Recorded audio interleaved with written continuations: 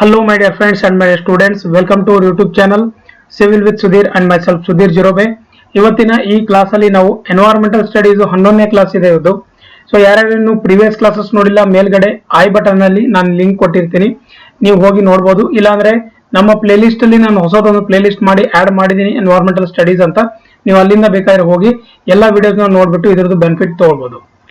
So ಇವತ್ತಿನ ಈ ಒಂದು ವಿಡಿಯೋದಲ್ಲಿ ನಾವು ಎನ್ವೈರನ್ಮೆಂಟಲ್ ಪೊಲ್ಯೂಷನ್ ಅಂದ್ರೆ ಏನು, ಟೈಪ್ಸ್ ಆಫ್ ಪೊಲ್ಯೂಷನ್ ಏನಿದೆ, ಏರ್ ಪೊಲ್ಯೂಷನ್ ಅಂದ್ರೆ ಏನು, ಅದರ ಕಾಸಸ್ ಏನು, ಏರ್ ಪೊಲ್ಯೂಷನ್ ಟೈಪ್ಸ್ ಏನಿದೆ, ಏರ್ ಪೊಲ್ಯೂಟೆಂಟ್ಸ್ ಯಾವ್ಯಾವ್ದಿದೆ, ಮತ್ತೆ ಏರ್ ಪೊಲ್ಯೂಷನ್ ನ ಯಾವ ತರ ನಾವು ಕಂಟ್ರೋಲ್ ಮಾಡಬೇಕು, ಕಂಟ್ರೋಲ್ ಮೆಷರ್ಸ್ ಏನೇನಿದೆ.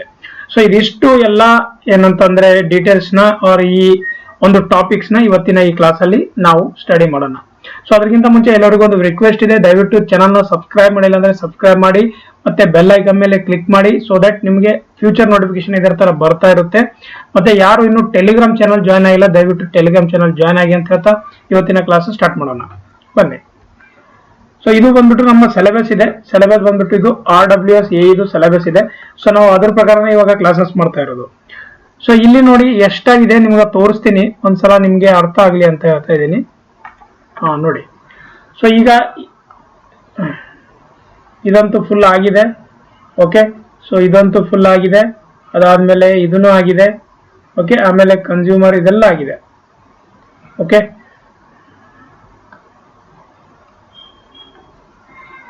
ಒಂದು ನಿಮಿಷ. ಓಕೆ, ಇದಂತೂ ಎಲ್ಲ ಆಗಿದೆ. ನೋಡಿ, ಈಗ ನಾನು ಯೆಲ್ಲೋ ಮಾರ್ಕಿಂದ ಮಾಡಿರೋದೆಲ್ಲ ಕಂಪ್ಲೀಟ್ ಆಗಿದೆ. ಸೊ ಇವತ್ತಿನ ಈ ಕ್ಲಾಸಲ್ಲಿ ನಾವು ಎನ್ವೈರನ್ಮೆಂಟಲ್ ಪೊಲ್ಯೂಷನ್ ಅಂದ್ರೆ ಏನು ಅದ್ರ ಬಗ್ಗೆ ನೋಡೋಣ. ಅದರ ಡೆಫಿನೇಷನ್ ಏನಿದೆ, ಕಾಸಸ್ ಏನಾಗುತ್ತೆ, ಆಮೇಲೆ ಎಫೆಕ್ಟ್ಸ್ ಅಂಡ್ ಕಂಟ್ರೋಲ್ ಮೆಜರ್ಸ್.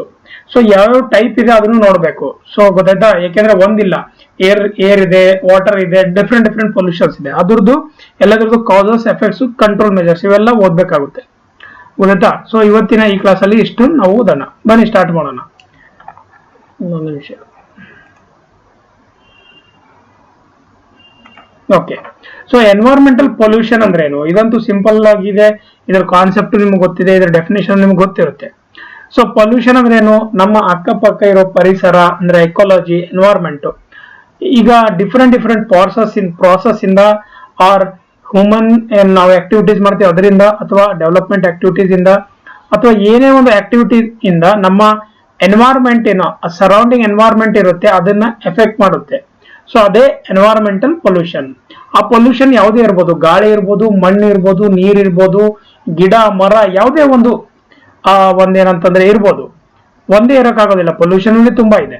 ಗೊತ್ತಾಯ್ತಾ. So the pollution may be defined as an undesirable change in the physical, chemical. ನೋಡಿ, ಫಿಸಿಕಲ್ ಅಂತಂದ್ರೆ ನೀರಲ್ಲಿ ಆಗ್ಬೋದು, ಮರದಲ್ಲಿ ಆಗ್ಬೋದು, ಮಣ್ಣಲ್ಲಿ ಆಗ್ಬೋದು. ಕೆಮಿಕಲಿ ಅಂತ ಅಂದ್ರೆ ನೀವು ಏನೇನ್ ಕೆಮಿಕಲ್ ನೀರಲ್ಲಿ ಯೂಸ್ ಮಾಡ್ತೀರಾ ಅದು, are biological characteristics of air, water and land that may be harmful to human life. ಗೊತ್ತಾಯ್ತಾ, ನೀರು, ಗಾಳಿ ಮತ್ತು ಭೂಮಿ ಏನಾಗುತ್ತೆ, ಹಾರ್ಮ್ಫುಲ್ ಆಗುತ್ತೆ ನಮ್ಮ ಹ್ಯೂಮನ್ ಲೈಫ್ಗೆ. And for the other animals, living conditions, industrial process and cultural assets. Pollution can be natural or man made. ನೋಡಿ, ನ್ಯಾಚುರಲ್ ಆಗೂ ಇರುತ್ತೆ, ಮ್ಯಾನ್ ಮೇಡ್ ಆಗೋ ಇರುತ್ತೆ. ನ್ಯಾಚುರಲ್ ಮಾಡಿದ್ರೆ ಅದರಲ್ಲಿ ಒಂದು ಪ್ರಾಸೆಸ್ ಇರುತ್ತೆ, ಸೊ ಅದರಿಂದ ರಿಕವರಿ ಆಗೋ ಚಾನ್ಸಸ್ ತುಂಬಾ ಚೆನ್ನಾಗಿರುತ್ತೆ ನ್ಯಾಚುರಲಿ ಆದ್ರೆ. ಗೊತ್ತಾಯ್ತಾ. ಬಟ್ ಮ್ಯಾನ್ ಮೇಡ್ ಮಾಡಿದಾಗ ನಾವೇನ್ ಮಾಡ್ತೀವಿ ಅಂದ್ರೆ ತುಂಬಾ ಕೆಮಿಕಲ್ಸ್, ಇವತ್ತಂತೂ ನಿಮ್ಗೆ ಗೊತ್ತಾಗಿದೆ ಎಷ್ಟೊಂದೆಲ್ಲ ಕೆಮಿಕಲ್ಸ್ ನಾವು ಯೂಸ್ ಮಾಡ್ತಾ ಇದೀವಿ ಅಂತ. ಯಾವುದೇ ಒಂದು ಇಂಡಸ್ಟ್ರಿಯಲ್ಲಿ ಅವರು ಡೈರೆಕ್ಟ್ ಆಗಿ ಸ್ವಲ್ಪ ತುಂಬಾ ಕಮ್ಮಿ ಜನನೇ ಏನ್ ಮಾಡ್ತಾರೆ ಅಂತಂದ್ರೆ ರೂಲ್ಸ್ ರೆಗ್ಯುಲೇಷನ್ ಫಾಲೋ ಮಾಡಿಬಿಟ್ಟು ಅದನ್ನ ಟ್ರೀಟ್ ಮಾಡಿ ಏನಂತಂದ್ರೆ ಡಿಸ್ಚಾರ್ಜ್ ಮಾಡ್ತಾರೆ. ತುಂಬಾ ಇಂಡಸ್ಟ್ರೀಸ್ ಇನ್ನೂ ಅದೇ ಡೈರೆಕ್ಟ್ ಆಗಿ ಏನಂದ್ರೆ ರಿವರ್ಸ್, ನಿಯರ್ ಬೈ ಸ್ಟ್ರೀಮ್ಸ್ ಅಲ್ಲೇ ಡೈರೆಕ್ಟ್ ಆಗಿ ಡಿಸ್ಚಾರ್ಜ್ ಮಾಡ್ತಾರೆ. ಸೊ ಇದರಿಂದನೇ ನಮ್ಗೆ ಏನಂತಂದ್ರೆ ವಾಟರ್ ಸ್ಕೇರಿಟಿ ಬರುತ್ತೆ. ಕರೆಕ್ಟ್ ಆಗಿರೋ ಗುಡ್ ಕ್ವಾಲಿಟಿ ವಾಟರ್ ಸಿಗೋದಿಲ್ಲ ನಮ್ಗೆ. ಇದಂತೂ ಆಲ್ಮೋಸ್ಟ್ ಎಲ್ಲ ಕಡೆ ಆಲ್ರೆಡಿ ಸ್ಟಾರ್ಟ್ ಆಗೋಗಿದೆ. ಸೊ ಅದನ್ನ ಅರ್ಥ ಮಾಡ್ಕೊಳ್ಳಿ ನೀವು ಅಂತ ಹೇಳ್ತಾ ಇರೋದು. ಸೊ ಇದಕ್ಕೆ ಈಗ ಏಜೆಂಟ್ಸ್ ಏನೇನಿದೆ, the agents that pollute are called as pollutants. ನೋಡಿ, ಯಾವುದೇ ಒಂದು ಪಾರ್ಟಿಕಲ್ಸ್ ಅಂತೀವಿ ನೋಡಿ, ಆ ಪಾರ್ಟಿಕಲ್ ಆ ಗಾಳಿನ, ನೀರ್ನ, ಭೂಮಿನ ಏನಂತಂದ್ರೆ ಕಲುಷಿತ ಮಾಡಿದ್ರೆ ಅದನ್ನ ನಾವು ಪೊಲ್ಯೂಟೆಂಟ್ ಅಂತ ಅಂತೀವಿ. That we call it as an pollutant. So ಈಗ ಪೊಲ್ಯೂಟೆಂಟ್ಸ್ ಯಾವ್ಯಾವ್ದಿದೆ, what are the different pollutants. Pollutants are by the products of man action. ನಾವು ಏನ್ ಆಕ್ಷನ್ಸ್ ತಗೋತೀವಿ ಅದ್ರ ಮೇಲೆ ಡಿಪೆಂಡ್ ಇರುತ್ತೆ. ಸೊ ಯಾವ್ಯಾವ ಇದೆ, first one deposited matter. Deposited ಮ್ಯಾಟರಲ್ ಏನ್ ಬರುತ್ತೆ ಅಂದ್ರೆ ಸೂಟ್ ಆಯ್ತಾ, SUIT ಅಲ್ಲ SOOT ಆಯ್ತಾ, ಸೂಟ್ ಸೂಟ್ ಅಂತ ಬರುತ್ತೆ. ಇದಂದ್ರೆ ಏನು ಗೊತ್ತಾ,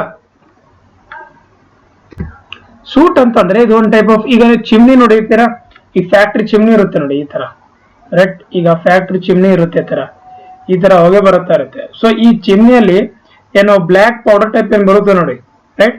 ಸೊ ಯಾವ್ದೋ ಒಂದು ಏನೋ ಒಂದು ನೀವು ಬರ್ನ್ ಮಾಡಿದಾಗ ಅದು ಬ್ಲ್ಯಾಕ್ ಕರೆಕ್ಟ್ ಆಗಿ ಏನೋ ಬ್ಲ್ಯಾಕ್ ಬರುತ್ತೆ ನೋಡಿ ಈ ತರ. ಸೊ ಅದನ್ನೇ ನಾವು ಏನಂತೀವಿ ಅಂತಂದ್ರೆ ಅದನ್ನ ನಾವು ಸೂಟ್ ಅಂತೀವಿ. ಇದು SOOT. ಸ್ಮೋಕ್ ಅಂತಂದ್ರೆ ಒನ್ ಟೈಪ್ ಆಫ್ ಏನೋ ಅಂತಂದ್ರೆ ಒಂದು ಹೊಗೆ ಅಂತೀವಿ ನೋಡಿ, ನಾರ್ಮಲ್ ಹೊಗೆ. ಸೊ ಅದರಿಂದನೂ ಯಾವ ಕಡೆಯಿಂದ ಬರ್ತಾ ಇದೆ, ಏನ್ ಮಟೀರಿಯಲ್ ನೀವು ಬರ್ನ್ ಮಾಡ್ತಾ ಇದ್ರೆ ಅದ್ರ ಮೇಲೂ ಡಿಪೆಂಡ್ ಇರುತ್ತೆ ಸ್ಮೋಕ್. ಟಾರ್ ಆರ್ ಡಸ್ಟ್, ಟಾರ್ ಬಗ್ಗೆ ಗೊತ್ತಿದೆ. ಆರ್ ಡಸ್ಟ್ ಗಾಳಿ ತುಂಬಾ ಜೋರಾಗಿ ಬೀಸಿದಾಗ ಗಾಳಿ ಪೊಲ್ಯೂಷನ್ ಆಗುತ್ತೆ. ಡೊಮೆಸ್ಟಿಕ್ ವೇಸ್ಟ್, ಇದರಿಂದ ಸೊ ಏನು ಇದೂನು ಒಂದು ಟೈಪ್ ಆಫ್ ಪೊಲ್ಯೂಟೆಂಟ್ ಇದೆ. ಗ್ಯಾಸಸ್ ಬರುತ್ತೆ ಸೆಕೆಂಡ್. ಗ್ಯಾಸಸ್ ಅಲ್ಲಿ carbon dioxide, nitrogen oxide, sulphur oxide, halogens ಅಂದ್ರೆ ಕ್ಲೋರೈನ್, ಬ್ರೋಮೈನ್, ಅಯೋಡೈನ್.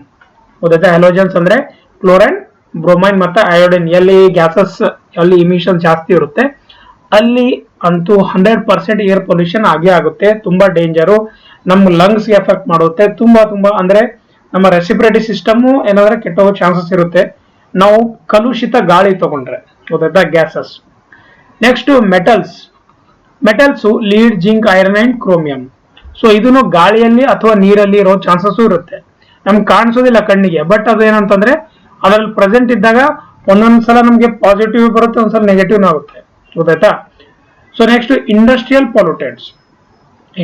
ಪೊಲ್ಯೂಟೆಂಟ್ಸ್ ಅಲ್ಲಿ ಏನೇನ್ ಪೊಲ್ಯೂಟೆಂಟ್ಸ್ ಇರುತ್ತೆ, benzene, ether, acetic acid and cyanide compounds. So ಈ ತರದೆಲ್ಲ ಕಾಂಪೌಂಡ್ಸ್ ಇದ್ರೆ ಅದು ಇಂಡಸ್ಟ್ರಿಯಲ್ ಪೊಲ್ಯೂಟೆಂಟ್ಸ್ ಅಂತ ಅಂತೀವಿ ಅದಕ್ಕೆ. ಗೊತ್ತಾಯ್ತಾ. ನೆಕ್ಸ್ಟ್ ಬಂದ್ಬಿಟ್ಟು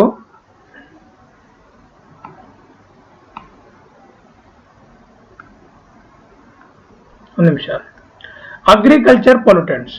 ನೆಕ್ಸ್ಟ್ ಬಂದ್ಬಿಟ್ಟು ಅಗ್ರಿಕಲ್ಚರ್ ಪೊಲ್ಯೂಟೆಂಟ್ಸ್. ಈಗ ಅಗ್ರಿಕಲ್ಚರ್ ಪೊಲ್ಯೂಟೆಂಟ್ಸ್ ಅಲ್ಲಿ ನೋಡಿ ಪೆಸ್ಟಿಸೈಡ್ಸ್ ಅಂತ ಇದೆ. ಫಸ್ಟ್ ಒಂದು ಕಾಣಿಸ್ತಾ ಇದೆಯಾ, ಪೆಸ್ಟಿಸೈಡ್ಸ್ ಅಂದ್ರೆ ಏನ್ ಗೊತ್ತಾ, ಈಗ ಹೊಲಗಳಲ್ಲಿ ಹುಳಗಳು ಆಗ್ಬಾರ್ದಂತ ನಾವೇನು ಕೆಮಿಕಲ್ ಹೊಡಿತೀವಿ ನೋಡಿ, ಹುಳ ಆಗ್ಬಾರ್ದು, ಆ ಹುಳಗಳು ನಮ್ಮ ದಾನ ಏನಂದ್ರೆ ಧಾನ್ಯಗಳನ್ನ ಹಾಕಿರ್ತಾರಲ್ಲ ರೈತರು, ಸೊ ಅದನ್ನ ತಿನ್ಬಾರ್ದು, ಆ ಹುಳಗಳು ಇರುತ್ತೆ, ಸೊ ಅದು ತಿನ್ಬಾರ್ದು ಅಂತ ನಾವು ಕೆಮಿಕಲ್ಸ್ ಹೊಡಿತಾರೆ, ಅದನ್ನೇ ಪೆಸ್ಟಿಸೈಡ್ಸ್ ಅಂತ ಅಂತಾರೆ.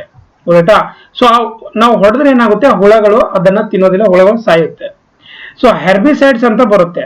ಹೆರ್ಬಿಸೈಡ್ಸ್ ಅಂದ್ರೆ ಏನ್ ಗೊತ್ತಾ, ಅನ್ವಾಂಟೆಡ್ ಪ್ಲಾಂಟ್ಸ್ ಏನಿರುತ್ತೆ ನೋಡಿ, ಅದು ಬೆಳಿಬಾರ್ದು ಅಂತ. ಈಗ ನೀವು ಕಬ್ಬು ಬೆಳೆಸ್ತಾ ಇದ್ದೀರಾ, ಕಬ್ಬು ಮಧ್ಯೆ ಬೇರೆದೊಂದು ಬೆಳೆಯುತ್ತೆ ನಾರ್ಮಲ್ ಆಗಿ. ಗೊತ್ತಾಯ್ತಾ, ಯಾಕೆಂದ್ರೆ ಭೂಮಿ ಇದೆ, ನಾರ್ಮಲ್ ಆಗಿ ಬೆಳಿಬಹುದು. ಸೊ ಅದನ್ನ ಬೆಳಿಬಾರ್ದಂದ್ರೆ ಏನ್ ಮಾಡ್ತಾರೆ, ಹೆರ್ಬಿಸೈಡ್ಸ್ ಅಂತ ಕೆಮಿಕಲ್ ಇರುತ್ತೆ, ಅದನ್ನ ನಾವು ಹೊಡಿತೀವಿ.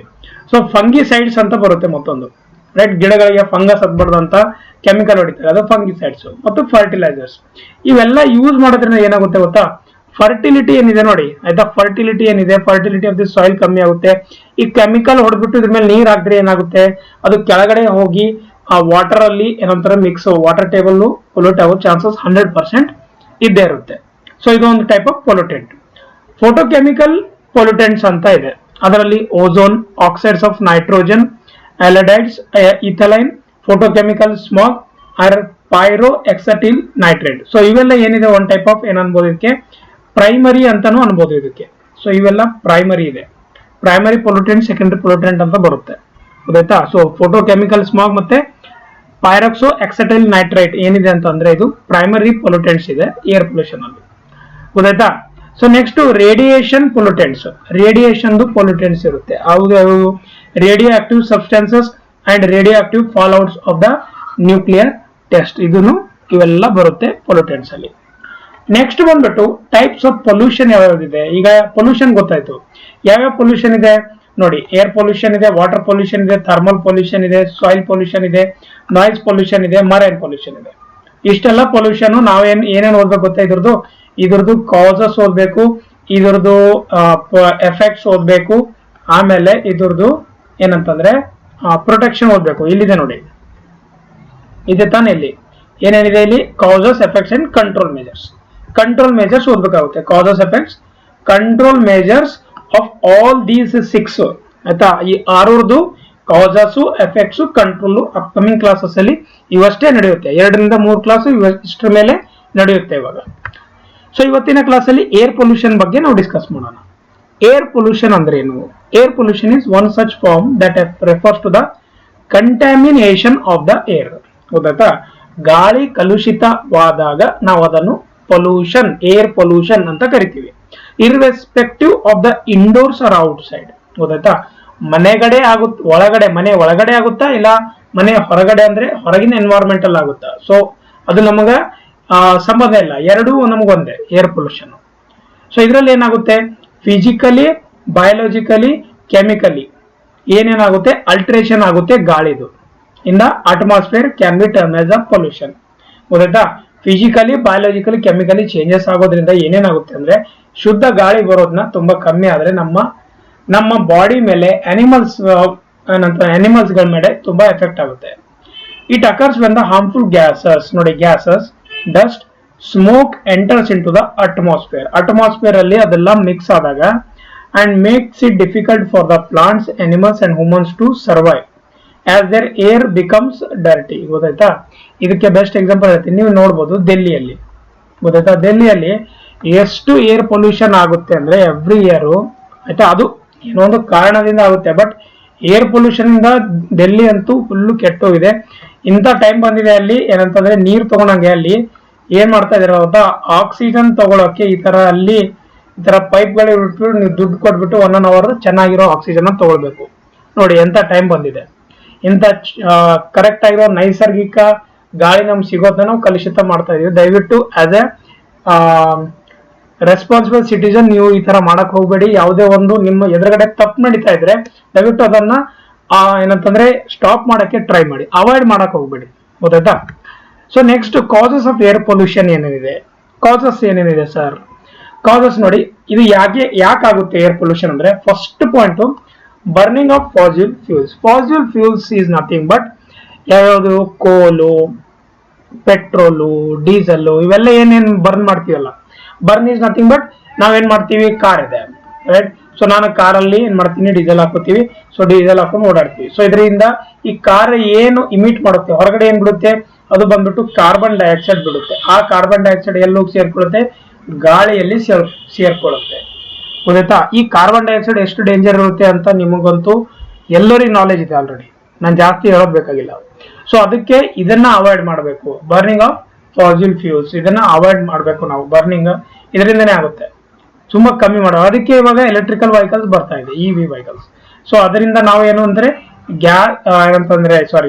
ಇವಿ ಎಲೆಕ್ಟ್ರಿಕಲ್ ಮೇಲೆ ಡಿಪೆಂಡ್ ಆಗ್ತೀವಿ ನಾವು, ಎಲೆಕ್ಟ್ರಿಕಲ್. ಸೊ ನಾವು ಸನ್ ಎನರ್ಜಿನ ಯೂಸ್ ಮಾಡ್ಬೋದು ಅದಕ್ಕೆ. ಗೊತ್ತಾಯ್ತಾ? ಸೊ ಈ ತರ ಏನಂತಂದ್ರೆ ಇದನ್ನ ನಾವು ಇದರಿಂದ ಆಗುತ್ತೆ ಅಂತ ಹೇಳ್ತಾ ಇರೋದು. ಅಗ್ರಿಕಲ್ಚರಲ್ ಆಕ್ಟಿವಿಟೀಸ್ ಏನಿದೆ, ಅಗ್ರಿಕಲ್ಚರಲ್ ಆಕ್ಟಿವಿಟೀಸ್ ಈಗ ನಿಮ್ಗೆ ಗೊತ್ತಿದ್ದಂಗೆ ಅಗ್ರಿಕಲ್ಚರ್ ಆಕ್ಟಿವಿಟೀಸ್ ಅಲ್ಲಿ ನಾನು ಹೇಳಿದ್ದೆ, ಪೆಸ್ಟಿಸೈಡ್ಸು, ಫರ್ಟಿಲೈಸರ್ಸು, ಹರ್ಮಿಸೈಡ್ಸ್ ಇವೆಲ್ಲ ಯೂಸ್ ಮಾಡ್ತೀವಿ. ಇದರಿಂದ ಏನಾಗುತ್ತೆ, ಈಗ ಇದು ಲ್ಯಾಂಡ್ ಇದೆ, ಈ ಲ್ಯಾಂಡ್ ಅಲ್ಲಿ ನೀವೆಲ್ಲ ಯೂಸ್ ಮಾಡಿದ್ದೀರ.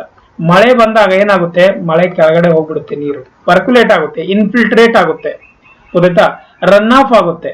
ರನ್ ಆಫ್ ಈ ತರ ಸರ್ಫೇಸ್ ಮೇಲೆ ಆದಾಗ, ಸೊ ಇದು ಇನ್ಫಿಲ್ಟ್ರೇಟ್ ಆದಾಗ ಇಲ್ಲಿ ಗ್ರೌಂಡ್ ವಾಟರ್ ಟೇಬಲ್ ಇರುತ್ತೆ. ಸೊ ಇದು ಜಾಯಿನ್ ಆದಾಗ ನೀವು ಇಲ್ಲಿ ಏನಂತಂದ್ರೆ ವೆಲ್ ನೋಡಿದಾಗ ಏನಾಗುತ್ತೆ, ಪೊಲ್ಯೂಟೆಡ್ ವಾಟರೇ ಬರುತ್ತೆ. ಬಟ್ ನಿಮ್ಗೆ ಏನ್ ಅನ್ಸುತ್ತೆ, ಇದು ತುಂಬಾ ಸೇಫ್ ವಾಟರ್ ಇದೆ ಅಂತ ಅನ್ಕೋತೀರಾ. ಸೊ ಇದೊಂದು ದೊಡ್ಡ ಡಿಸ್ಅಡ್ವಾಂಟೇಜ್ ಇದೆ. ಸೊ ನೀರಿಗೆ, ಫಾರ್ ಎಕ್ಸಾಂಪಲ್ ಅಗ್ರಿಕಲ್ಚರ್ ಆಕ್ಟಿವಿಟೀಸ್ಗೆ. ಸೊ ಅಮೋನಿಯಾನು ತುಂಬಾ ಯೂಸ್ ಮಾಡ್ತೀವಿ, ಅದನ್ನು ನಮ್ಮ ಫರ್ಟಿಲಿಟಿ ಆಫ್ ದಿ ಲ್ಯಾಂಡ್ ತುಂಬಾ ಕಮ್ಮಿ ಆಗುತ್ತೆ ಅದರಿಂದ. Next exhaust from the factories and industries. Exhaust from the factories and industries ಇದಂತೂ ಹೇಳಿ ತಲೆ ನೋಯ್ತಾ ಇದೆ. ಗೊತ್ತಾಯ್ತಾ? ಯಾಕೆಂದ್ರೆ ಗೌರ್ಮೆಂಟ್ ಎಷ್ಟೇ ಟ್ರೈ ಮಾಡ್ಲಿ, ಗೌರ್ಮೆಂಟ್ ಏನೇ ಮಾಡ್ಲಿ, ಯಾರು ಇಂಪ್ಲಿಮೆಂಟ್ ಮಾಡಲ್ಲ. ಎಲ್ಲರೂ ಏನಂತಂದ್ರೆ ಅವ್ರವ್ರದ್ದು ಏನಂತಂದ್ರೆ ಹೇಳಿ ಪ್ರಾಫಿಟ್ ಮಾಡೋದ್ರಲ್ಲಿ ಇದ್ದಾರೆ. ಸೊ ಏನ್ ಹೇಳಿ, ಕಂಪನೀಸ್ ಬರುತ್ತೆ, ಅವ್ರ ರೆಗ್ಯುಲೇಷನ್ ಕೊಡ್ತಾರೆ, ಅವ್ರು ಫಾಲೋ ಮಾಡೋದಿಲ್ಲ, ಗೌರ್ಮೆಂಟ್ ಅವರು ಸ್ಟ್ರಿಕ್ಟ್ ಆಕ್ಷನ್ಸ್ ತಗೊಳ್ಳೋದಿಲ್ಲ. ಸೊ ಅದರಿಂದ ಏನಾಗುತ್ತೆ, ನಮ್ಮ ನೇಚರ್ ಏನಿದೆ ಅದು ಫುಲ್ಲು ಏನಂತಂದ್ರೆ ಪೊಲ್ಯೂಟ್ ಆಗ್ತಾ ಇದೆ. ಸೊ ಇದು ನಮ್ಮ ಕೆಲಸ. ನಿಮ್ಗೆ ಎಲ್ಲೇ ಒಂದು ಪೊಲ್ಯೂಷನ್ ಕಾಣಿಸ್ತಾ ಇದೆ, ದಯವಿಟ್ಟು ಅದನ್ನ ತಡೆಯೋಕೆ ಟ್ರೈ ಮಾಡಿ ಅಂತ ನಾನು ಹೇಳ್ತಾ ಇರೋದು. ಯಾಕೆಂದ್ರೆ ನೀವೆಲ್ಲ ಫಿನಿಶ್ ಮಾಡ್ಬಿಟ್ರೆ ನೇಚರ್ನ, ನಿಮ್ಮ ಅಪ್ಕಮಿಂಗ್ ಜನರೇಷನ್ಗೆ ಏನ್ ಇಡ್ತೀರಾ, ಏನು ಇಡೋದಿಲ್ಲ. ಗೊತ್ತಾಯ್ತಾ? ಸೊ ಅದನ್ನ ಅರ್ಥ ಮಾಡ್ಕೊಂಡ್ಬಿಟ್ಟು ನಾವೇ ಮಾಡ್ಬೇಕಿದ್ದು. ಸೊ ಇದೆಲ್ಲ ನಾವು ಮಾಡೋ ತುಂಬಾ ಈಸಿ ಸ್ಟೆಪ್ಸ್ ಇದು. ಸೊ ಮೈನಿಂಗ್ ಆಪರೇಷನ್, ಮೈನಿಂಗ್ ನಿಮಗೆ ಗೊತ್ತಿದೆ, ಯಾವ್ಯಾವುದು ಓವರ್ ಮೈನಿಂಗ್ ಆಗುತ್ತೆ, ಗೋಲ್ಡ್ ಮೈನಿಂಗ್ ಆಗುತ್ತೆ, ಯಾವ್ದು ಡಿಫ್ರೆಂಟ್ ಮೈನಿಂಗ್ಸ್ ಆಗುತ್ತೆ. ಮೈನಿಂಗ್ ಎಷ್ಟು ಡೇಂಜರ್ ಇದೆ ಅಂದ್ರೆ ಆ ಬರೋ ಏರಿಯಾ ಏನಂತಂದ್ರೆ ಒಟ್ಟ ಬೆಳೆಯೋದಿಲ್ಲ. ಸೊ ಇದು ನೀವು ಇದಕ್ಕೆ ಬೆಸ್ಟ್ ಎಕ್ಸಾಂಪಲ್ ಹೇಳ್ತೀನಿ, ಎಲ್ಲೆಲ್ಲ ನಮ್ಮ ಇಂಡಿಯಾದಲ್ಲಿ ಮೈನಿಂಗ್ ಮಾಡ್ತಾರೆ ನೀವು ನೋಡಬಹುದು. ಜಾರ್ಖಂಡ್ದಲ್ಲಿ ಮಾಡ್ತಾರೆ, ನಮ್ಮ ಕರ್ನಾಟಕದಲ್ಲಿ ರಾಯಚೂರಲ್ಲಿ ಮಾಡ್ತಾರೆ, ಕೋಲಾರ ಗೋಲ್ಡ್ ಫೈಂಡ್ ಆಯ್ತಾ, ಕೋಲಾರಲ್ಲಿ ಮಾಡ್ತಾರೆ.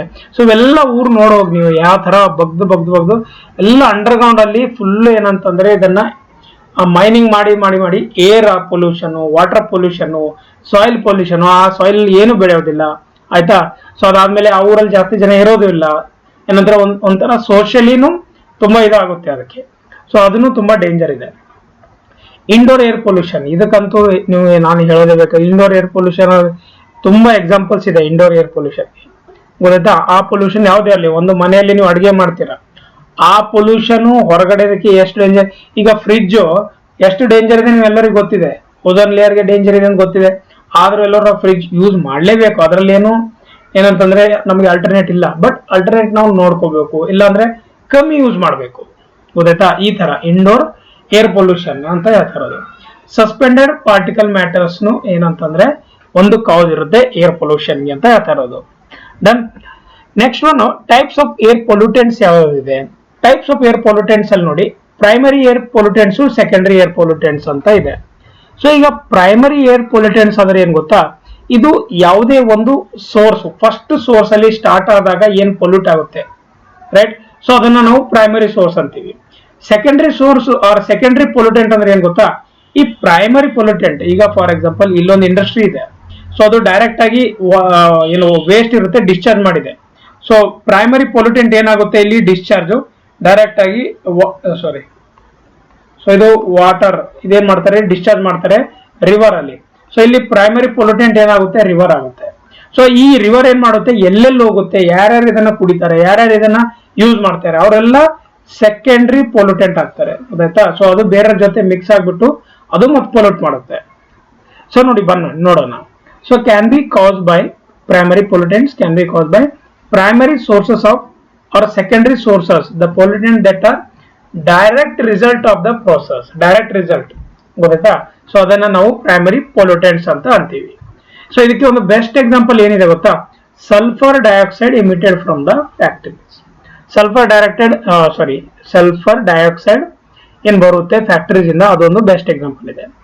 ಈಗ ಪ್ರೈಮರಿ ಏರ್ ಪೊಲ್ಯೂಟೆಂಟ್ಸ್ ಗೆ ಯಾವ ಎಕ್ಸಾಂಪಲ್ ಇದೆ, sulphur compounds, carbon compounds, nitrogen compounds, halogen compounds, particles of different size and substances ಗೊತ್ತಾಯ್ತಾ.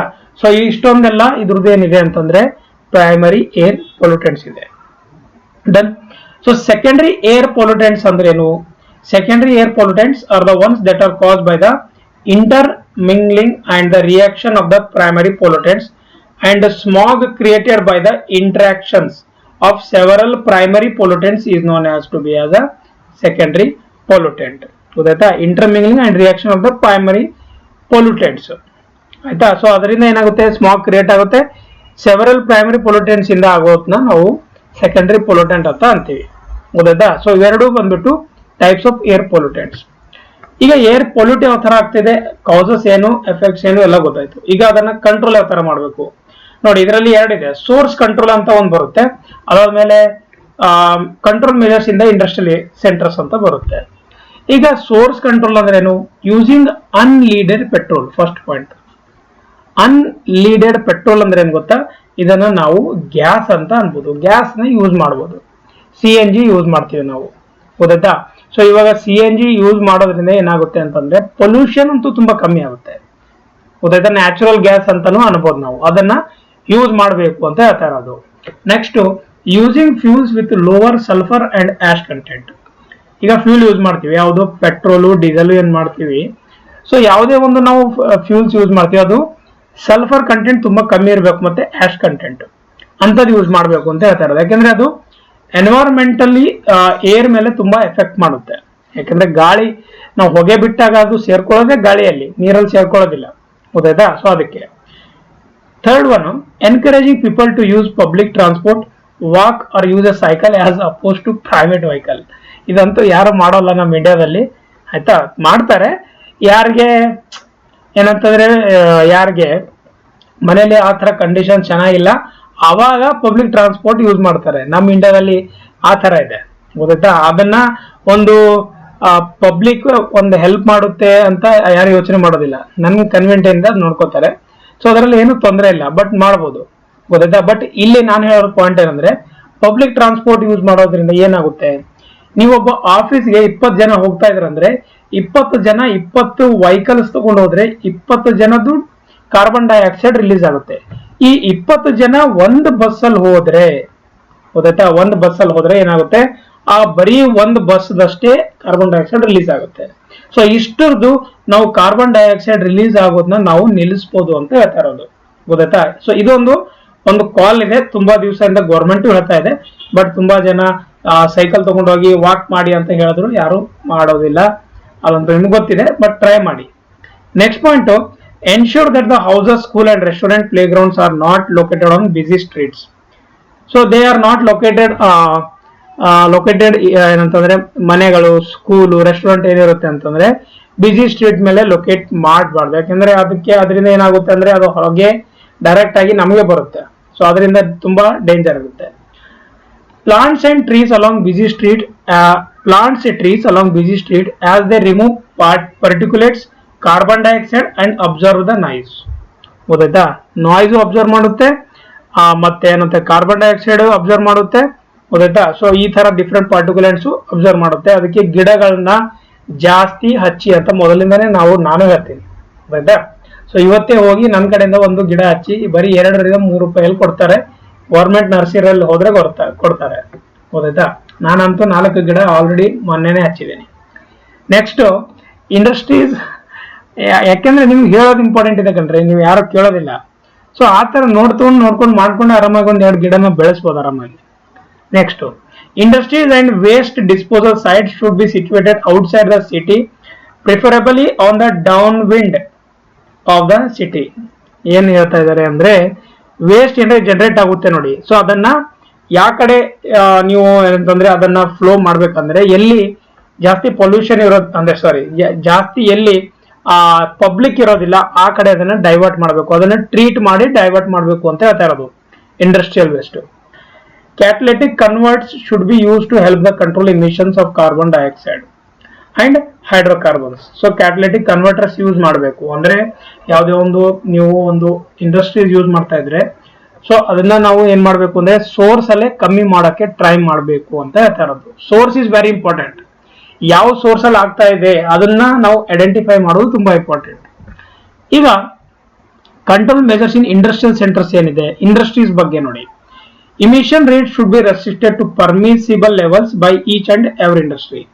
ಈಗ ಯಾವ್ಯಾವ ಇಂಡಸ್ಟ್ರಿ ಇರುತ್ತೆ, ಸಿಲ್ಕ್ ಇಂಡಸ್ಟ್ರಿ ಇರುತ್ತೆ, ಟೆಕ್ಸ್ಟೈಲ್ ಇರುತ್ತೆ, ಅಥವಾ ರಬ್ಬರ್ ಇರುತ್ತೆ, ಅಥವಾ ಡೈರಿ ಪ್ರಾಡಕ್ಟ್ಸ್ ಇರುತ್ತೆ, ಗೊತ್ತಾಯ್ತಾ, ಅಥವಾ ಪೇಪರ್ ಅಂಡ್ ಪಲ್ಪ್ ಅಂತ ಇರುತ್ತೆ, ಆಯ್ತಾ. ಸೊ ಅದಾದ್ಮೇಲೆ ಬೇರೆ ಬೇರೆ ಡಿಫ್ರೆಂಟ್ ಇಂಡಸ್ಟ್ರಿ ಇರುತ್ತೆ, ಒಂದಿರೋದಿಲ್ಲ.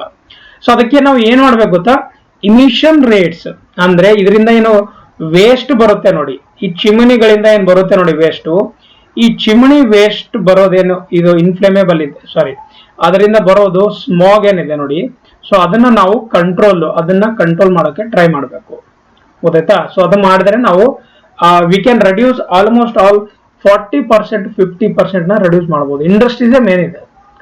Incorporation of air pollution control equipment in design of plant layout must be made mandatory, ಗೊತ್ತಾಯ್ತಾ. ಈಗ ಸ್ಕ್ರಬ್ಬರ್ಸ್ ಇರುತ್ತೆ, ಆಮೇಲೆ ಡಿಫ್ರೆಂಟ್ ಏನಾದ್ರು ಒಳಗಡೆ ಇನ್ಸೆಕ್ಟ್ಸ್ ಇರುತ್ತೆ ಆ ಏರ್ ಅಲ್ಲಿ, ಯಾವುದೋ ಒಂದು ಡಿಫ್ರೆಂಟ್ ಇಂಡಸ್ಟ್ರೀಸ್ ಇರೋಗೆ.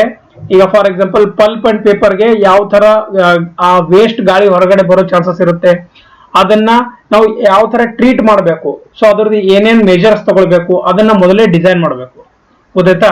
ಸೊ ಅದ ಡಿಸೈನ್ ಮಾಡ್ಬಿಟ್ಟು ಅದನ್ನ ಮ್ಯಾಂಡೇಟರಿ ಮಾಡೋದು ತುಂಬಾ ಇಂಪಾರ್ಟೆಂಟ್ ಇದೆ ಗೌರ್ಮೆಂಟ್ ಕೆಲಸ. ಸೊ ಗೌರ್ಮೆಂಟ್ ನೋಡಿ ಯಾವತ್ತೂ ಇಂಪ್ಲಿಮೆಂಟ್ ಏನಂತಂದ್ರೆ ಅವರು ರೂಲ್ಸ್ ಮಾಡ್ತಾರೆ, ಇಂಪ್ಲಿಮೆಂಟ್ ಮಾಡೋದು ಅದನ್ನ ಯೂಸ್ ಮಾಡೋ ಕೆಲಸ as a citizen of Karnataka and India ನಾವು ಮಾಡಬೇಕು. ಸೊ ಅದು ನಾವು ಮಾಡಲೇಬೇಕು. ಸೊ ಅದು ಮಾಡಿದ್ರೇನೆ ಈ ನಮ್ಮ ಎನ್ವೈರನ್ಮೆಂಟ್ ಪರಿಸರ ಉಳಿಯುತ್ತೆ. ಇಲ್ಲ ಅಂದ್ರೆ ನಮ್ಮ ಮಕ್ಕಳು ನಿಮ್ಮ ಮಕ್ಕಳು ಎಲ್ಲ ಏನ್ ಮಾಡ್ತಾರೆ ಅಂತಂದ್ರೆ ಈ ಗಬ್ಬು ನೀರಲ್ಲೇ ಉಟ್ಕೋತಾರೆ, ಗಬ್ಬು ಗಾಳಿ ಎಲ್ಲದರಲ್ಲೇ ಗಬ್ಬು ಇರುತ್ತೆ, ಆದ್ರೆ ಬೈತಾರೆ ನಮ್ಗೆ. ಸೊ ಅದನ್ನ ತಿಳ್ಕೊಳ್ಳಿ, ಅದಕ್ಕೆ ಸ್ವಚ್ಛವಾಗಿಡಿ. Continuous monitoring of the atmosphere for the pollutant should be carried out to know the emission levels. ಅಂದ್ರೆ ಕಂಟಿನ್ಯೂಸ್ ಆಗಿ ಅದನ್ನ ಟೆಸ್ಟಿಂಗ್ ಮಾಡಬೇಕು, ಕಂಟಿನ್ಯೂಸ್ ಆಗಿ ಅದನ್ನ ನೋಡ್ತಾ ಇರಬೇಕು ಅಂತ ಹೇಳ್ತಾ ಇರೋದು. ಸೊ ಇದಿಷ್ಟು ಬಂದ್ಬಿಟ್ಟು ಇವತ್ತಿನ ಈ ಕ್ಲಾಸ್ ಅಲ್ಲಿ ಏರ್ ಪೊಲ್ಯೂಟೆಂಟ್ಸ್ ಬಗ್ಗೆ ನಾವು ಡಿಸ್ಕಸ್ ಮಾಡಿದೀವಿ. ಎನ್ವೈರನ್ಮೆಂಟಲ್ ಪೊಲ್ಯೂಷನ್ ಅಂದ್ರೆ ಏನು, ಏರ್ ಪೊಲ್ಯೂಟೆಂಟ್ಸ್ ಅಂದ್ರೆ ಏನು ಅಂತ ಹೇಳಿದೀವಿ. ಸೊ ನೆಕ್ಸ್ಟ್ ಕ್ಲಾಸ್ ಅಲ್ಲಿ ನಾವು ಏನ್ ಮಾಡೋಣ ಗೊತ್ತಾ, ವಾಟರ್ ಪೊಲ್ಯೂಷನ್, ಥರ್ಮಲ್ ಪೊಲ್ಯೂಷನ್ ಇವೆರಡರ ಬಗ್ಗೆ ಡಿಸ್ಕಸ್ ಮಾಡೋಣ. ಅದ್ರದ್ದು ಕಾಸಸ್, ಎಫೆಕ್ಟ್ಸ್, ಕಂಟ್ರೋಲ್ ಏನೇನಿದೆ ಅಂತ ನೆಕ್ಸ್ಟ್ ಕ್ಲಾಸ್ ಅಲ್ಲಿ ನಾವು ನೋಡೋಣ. Right. So thank you, have a nice day. We will meet in the next class. ಯಾವ ತರ ಕ್ಲಾಸ್ ಇತ್ತು ಎಲ್ಲರೂ ದಯವಿಟ್ಟು ಕೆಳಗಡೆ ಒಂದು ಕಮೆಂಟ್ ಬಾಕ್ಸ್ ಅಲ್ಲಿ ಕಮೆಂಟ್ ಮಾಡಿ ಅಂತ ಹೇಳ್ತಾ ಈ ಕ್ಲಾಸ್ನ ನಾನು ಇಲ್ಲೇ ಮುಗಿಸ್ತೀನಿ. Thank you.